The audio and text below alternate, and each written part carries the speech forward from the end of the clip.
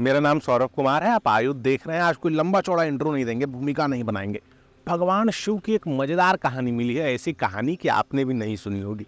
तो 5 मिनट के लिए जो भी काम वाम कर रहे हैं साइड में रख दीजिए, कहानी सुनिए, आनंद आए।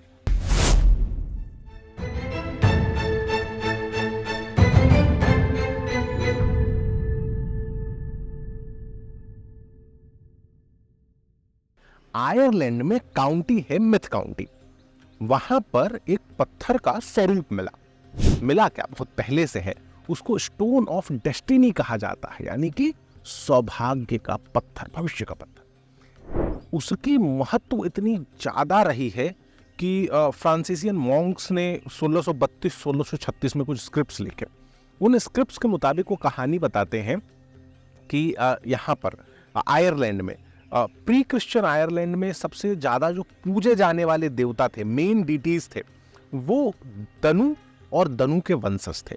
तो दनु आई थी जब सबसे पहले आयरलैंड में, तो शिप से आई थी और वो अपने साथ इस पत्थर की आकृति को लेकर के आई थी। ऐसा कहते हैं आयरलैंड में कि ये जो दनु के वंशज थे, इन्होंने ही आयरलैंड में सबसे पहले उनको ब्रॉन्ज बनाना सिखाया।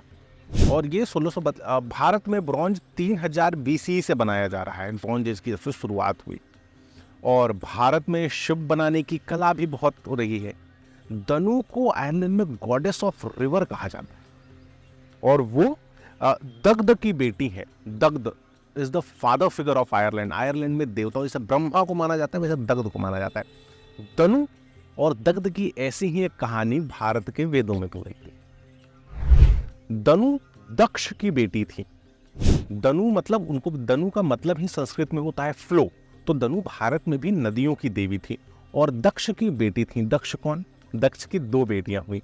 दक्ष की एक बेटी दनु, जिनकी शादी होती है कश्यप मुनि से, और दक्ष की दूसरी बेटी सती, जिनकी शादी होती है भगवान शिव से। तो ऐसा कहा जाता है कि आयरलैंड में जो पत्थर है, ये पत्थर भी कुछ और नहीं, शिवलिंग का ही एक स्वरूप है। अब 1498 में जब वास्को डी गामा भारत आए थे, तो उन्होंने भी भारत के शिप्स की तारीफ की थी। यानी शिप्स भारत में थे, ब्रॉन्ज भारत में थे, दनु भारत में थी, और आयरलैंड में मिल रही है जो प्रतिमा है, ये शिवलिंग के जैसे। शिव पुराण की कहानी में, अगर आपको ध्यान में होगा, बचपन में सुन ही रखी होगी कि भगवान शिव ध्यान मुद्रा में बैठे थे। अचानक ब्रह्मा और विष्णु के बीच में कलेश शुरू हो जाता है, कॉम्पिटिशन, कि हम दोनों में बड़ा कौन है। इनकी इस झगड़े के कारण पूरा का पूरा जो यूनिवर्स है वो कोलैप्स होने लगता है।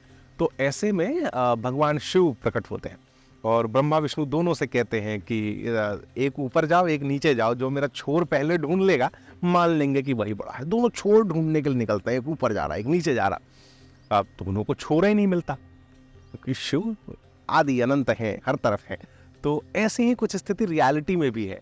दुनिया भर में भगवान शिव को मानने वाली और उनका इतिहास मिलता है। वियतनाम में तो बहुत सारे और हिंदू मंदिर अभी भी हैं। वियतनाम में आपको दुनिया भर के शिवलिंग स्थान स्थान पर मिलते हैं।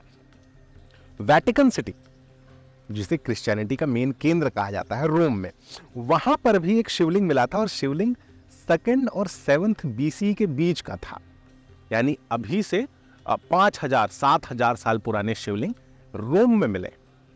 वेटिकन सिटी में भी शिवलिंग होंगे, ढूंढने की जरूरत है।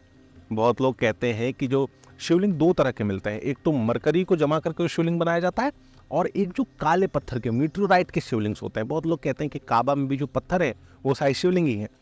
हड़प्पन सिविलाइजेशन की जब खोज हुई MS वत्स ने, वहां पे उनको 5000 साल पुराने शिवलिंग बने।